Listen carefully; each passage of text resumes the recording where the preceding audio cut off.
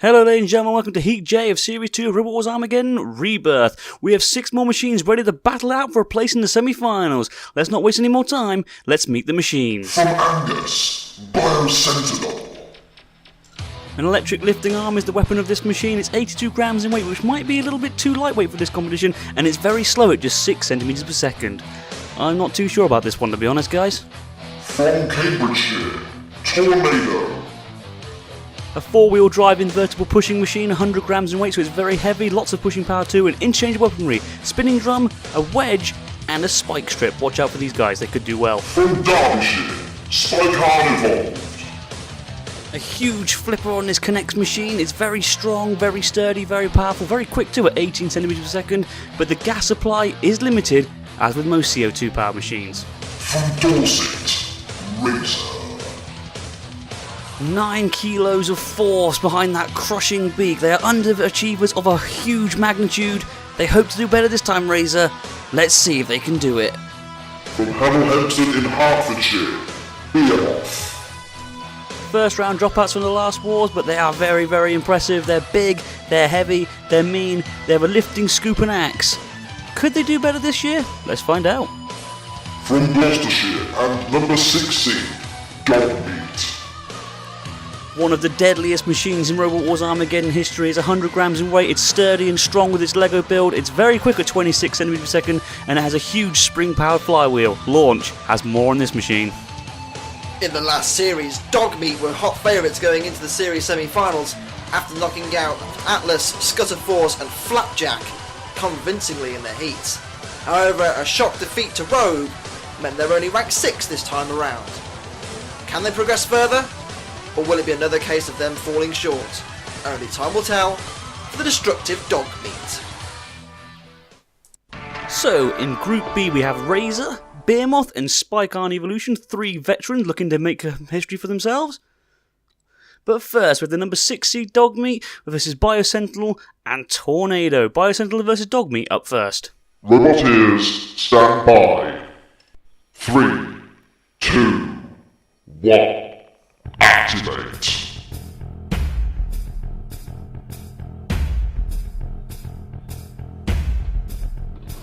Gotta feel bad for Biocentinal in this one, haven't you? They have that little lifting arm. I wonder if they can manage to get in underneath Dogmeat and hit them. So I flip them over, not too sure. Dogmeat's blade bouncing off of Biocentinal. That surprises me. Is it as powerful as it was last time around? I wonder, Dogmeat. Biocentinal seems to be completely stationary. Oh, and damage being caused. So yes, the flywheel is still as powerful as it was last time around. Now, is Biocentinal still moving? I don't think so. And I think Dogmeat have already picked up a KO victory here. They've already secured the 3 points, I'm sure of it. Biocentinal is being chucked around like a rag doll now. And Dogmeat have come back again this time around. They were very unlucky in the last wars, but I think this year they could finally come back and win it. There is that grabbing jaw of Karma. There is the spinning flywheel of Katrina. And Karma now has Biocentinal in her grasp, placing Biocentinal onto the floor flipper. We're going to see them go flying in the air any second now, I'm sure. What was that? Oh, jeez Louise. Katrina, I realised that was pathetic. Put it on the floor flipper again. That's better! Biocentinal thrown across the arena floor. There's not really not much left of it, is there? And Dogmeat, very impressive early on in this heat. The number 6 seeds, they go through. They get the 3 points. Biocentinal get absolutely zilch. They're going to have to make up for it against Tornado. That's if they can fix the damage in time. We'll see. Roboteers, stand by. 3, 2, 1. Activate. So, have Biocentinal fix the damage? Well, they seem okay there. They got the lifter in, but Tornado, with their pushing power and their prowess, the 4-wheel drive, it's only 10 centimeters per second across the arena floor, but it is very agile and it's very, very powerful. And Biocentinal is stuck in the CPZ with Nail, and that's not where anybody really wants to be caught. They've picked the spike strip for this episode's weapon, or this battle's weapon, I should say, Tornado, and using it to cause good damage out of Biocentinal, who, let's be honest, I don't think really have a hope in hell here. Oh, Tornado! Tornado pitting Nail! That was very cheeky of them, and Karma knows it. Karma coming out and managing to exact revenge for that friend. Nail does not belong in the pit, Tornado, and you should know better than that, but now attacking Karma again before Going back to attacking Biocentinal. I think Biocentinal are done for here, though. They seem to be stuck against the arena sidewall. They're in the CPZ. They're fair game for the house robots, and I think Karma's coming in to dispose of what's left. Look at that, biting down on the lifting arm. And they're going to go out of the arena in a second now, aren't they, Biocentinal, or are they? Hanging around on the side wall. Karma about to dump them out of the arena, or is she? Biocentinal hanging on for dear life, but finally dropping down and out of the arena once again. And Biocentinal go out of the competition. Tornado get the 3 points there. Well done to them. And they're matching now with Dogmeat. So the winner of this battle between Tornado and Dogmeat will make it through to the heat final. Let's get to the arena.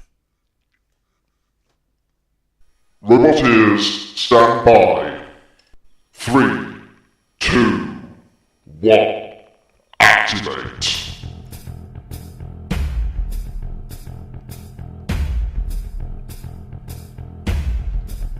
Dogmeat are the strong favourites for this one, but do not count Tornado out. They are a very powerful machine.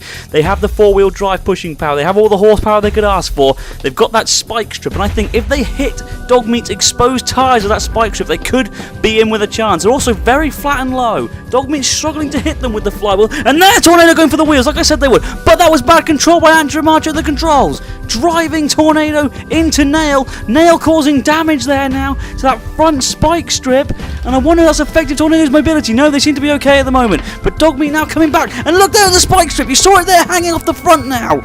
And that there counts as Dogmeat's damage because they actually tore it off. They were the ones who caused it to detach. I guess Nail weakened it, but they were able to detach it. So that counts as damage points for Dogmeat now. And another huge shot there by Dogmeat, and another one. Sending Tornado all across the arena now with a huge flywheel. But Tornado not giving up. Still fighting strong. Still trying to get that spike strip in on the tyres. Oh, Dogmeat able to manage to avoid the flipper there of malfunction. The house robot, the biggest, meanest house robot of the lot. Now, Dogmeat's flywheel, you know, it's a spring back one, which means it spins backwards, builds up the kinetic energy, and then they release it. It's a very interesting design, but the problem is it's becoming, I think, maybe a bit outdated potentially. I'm not too sure. Malfunction spiking the arena floor, and now spiking Tornado. I'm not too sure. They spend a bit too long for me winding that blade look, as you can see. But then again, I don't really think Tornado's working at its full potential either here, because every time they seem to want to retract that spinning blade, Tornado seems to stop as well. I don't think either machine... Well, Dogmeat's definitely performing okay here, but I think Tornado's struggling a bit now. I think they've got radio receiver problems. Look, there again, look, just stopping dead.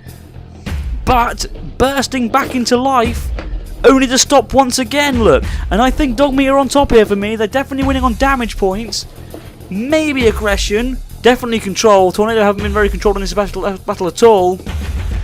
Style. Well, style doesn't exist for us. Strategy. I'm not too sure. Maybe Tornado? I'm not too sure. Really, I'm not a judge. Don't want to be a judge either in these situations. Dogmeat now being pinned down there by Nail. Nail grabbing a hold of the flywheel, but Dogmeat able to escape the clutches of Nail, and Tornado managing to take advantage though of Dogmeat while it's in trouble, but once again driving into danger there, driving into Nail, and Nail can now crumple in on the top of Tornado, and that means Dogmeat can come in now and get some extra points. They were able to rewind that disc and now smashing into Tornado. And is Tornado okay there? Time ticking down. We're in the final 10 seconds. Is Tornado still mobile? Malfunction coming over to Dogmeat. Flipping Dogmeat up and over. Dogmeat. Tornado still moving. Can Dogmeat self-right? I think the clock's just going to help Dogmeat, and they self-right anyway. A C-score, they self-righted. That went to the judges. That was a lot closer than I thought it would be, to be fair. But I'm just wondering, yes, Dogmeat get the points. Dogmeat win the judge decision. They get the 5 points for Tornado and Biocentinal out. Dogmeat won that one just on damage alone. They go through to the heat final where they're going to face one of these three machines. Razer versus Spikaan Evolved up first. Roboteers, stand by. 3, 2, 1.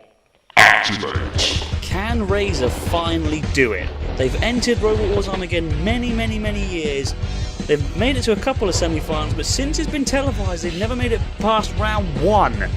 They hope to do better this time around against Spikaan Evolution, or Spikaan Evolved, sorry, I should say.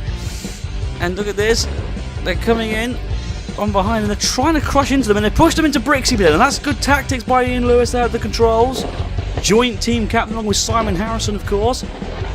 Simon Harrison, of course, controls that mean, nasty beak. And look at that, they are managing to get in on the flipper there. But Spikaan evolved. Oh, Spikaan Evolution, sorry, trying to get that flipper. And they decide to flip them. They have managed to flip them. Now, can Razer self-right? They have had trouble self-righting in the past, Razer. And they just managed to get away with it. Oh, but they are close to the pit. And now, Razer coming in on Spikaan Evolved. Spikaan Evolution, sorry. Oh, man, terrible today. Coming in now, crumpling on the front. Oh, look at that there! And they just caused some serious damage out of the bracket at the front of Spikaan Evolution, and now they've crumpled the flipper mechanism. And that to me means that they're flipping. Oh, look there at the damage. That's horrendous damage. Look at that. The flipper on Spikaan Evolution, sorry, has been mullered. But Razer now have got a problem, because Spikaan Evolution seems to be stuck on their wheel.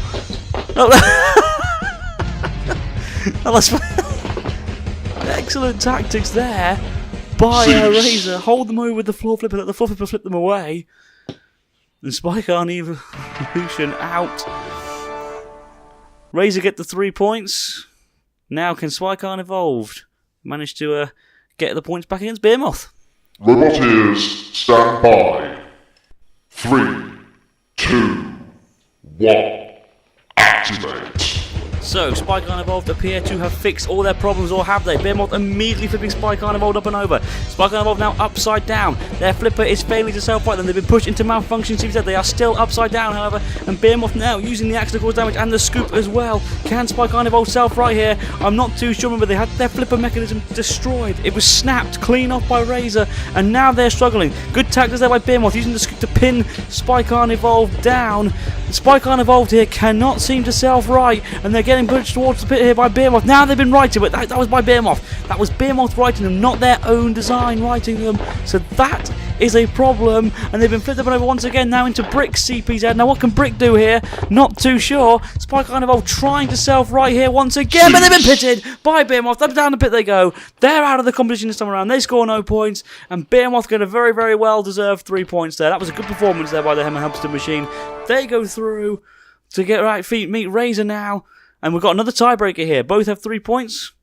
Let's find out who'll win, shall we? Roboteers, stand by. 3, 2, 1, activate. This is a heck of a grudge match, this one. And Razer immediately flipped them over there by Behemoth. Why is it a grudge match? Well, the first World Championship of the original Rebel War Series and the All-Star Championship of the original Rebel War Series. There you go, that says it all, really. Razer won both times. These two fought each other in the main competition of Robot Wars. And now, they're being absolutely bullied. But Razer now coming in on the side of Behemoth and causing damage, look. But Behemoth managing to get away from the beak. Behemoth now rolling Razer up and over. This is a true vengeance crunch here, and Behemoth have rolled Razer over countless times now, a good 5 or 6 I'd say at least. And Razer haven't really got an attack plan, but now they come in and crumple right underneath where the scoop is. Can they get to the valuable pistons, the innards, the internals of Behemoth? Not too sure, but they get rolled up once again. Now, who is on top here for me? I'd say Behemoth is just on top, but it is still a good clash. And I think Behemoth's scoop is just lower at the front than Razer. That was always a problem in the past for Behemoth. Its scoop was never quite low enough, but now it seems to have got it right. But Razer coming in behind now and crumpling away on the back of Behemoth. And now coming in on the side of Behemoth and puncturing straight through. Oh, look at that. And Behemoth now being plucked into the air like some trophy before being dropped. Look at the hole there, did you see it? On the side of Behemoth. Behemoth now, though, exacting revenge on Razer, flipping them up on their end, and now Behemoth are on their own end here. PTO, yep, you've been turned over. What now, Behemoth? Oh, Razer now trying to crumple the back of Behemoth, but righting them by accident instead. There's Katrina. You don't want to mess with her, Behemoth. Behemoth trying to flick Razer up and over here, but I don't think they can now. Or can they? Yes, they can. But Razer can self-right. This is one heck of a battle here. A fantastic battle worthy of a heat final, semi-final, even the grand final if you ask me. And Razer once again coming in, trying to cause damage to the side. I'm not too sure they managed to puncture them there though. Razer upside down once again, and Behemoth using their scoop there as some sort of grabbing jaw almost. trying to pin them down. Pinning is illegal in Robot Wars Armageddon, so you have to let them go after a while. And Razer on the verge of the pit of oblivion. Will they go down here? Oh, they're right on the edge, but they just survive, or do they? They're upside down once again, and right by the pit once again here. And Behemoth are only going to push them and push them in, but Razer just hanging on, and now getting underneath the scoop and crunching down onto the vulnerable underbelly, underside of the scoop, sorry. And now pushing him into Karma's CPZ. This is one heck of a battle here. This for a place in the Heat final, the face-off against Dogmeat. I think both these machines could give Dogmeat a heck of a run for its money, you know. And the time is ticking down, so we're into the final 10 seconds. This could very well go to the judges unless something drastic happens. Razer crumpling in on the scoop for the last 2 seconds. And cease call. It goes to the judges. And I'm not too sure who they're going to give the victory to here. They're giving it to Behemoth. Behemoth get the 5 points. Razer get 3. Commiserations to them and Spikaan Evolution. They both lose, but Behemoth win this group and go through to the Heat final where they can face off against number 6 seeds, Dogmeat. Let's get to the arena. I can't wait for this one. Roboteers, stand by. 3, 2, 1, activate. This is a vengeance battle from the Heat final in Series 29, and immediately Behemoth flipping Dogmeat up and over. Oh, I think...